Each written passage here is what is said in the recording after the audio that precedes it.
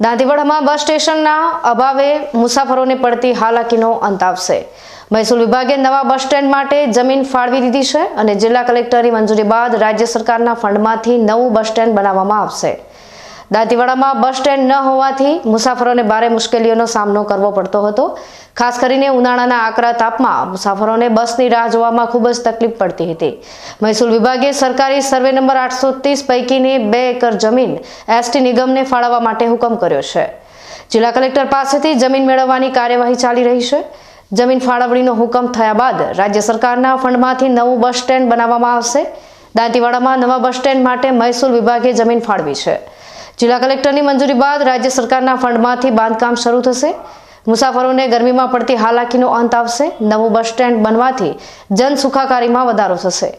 જિલ્લા કલેક્ટરની મંજૂરી બાદ સ્થાનિક લોકોમાં ખુશી જોવા મળી રહી છે અને તેમનું માનવું છે કે નવું બસ સ્ટેન્ડ બનવાથી તેમને મુસાફરીમાં ઘણી સરળતા રહેશે।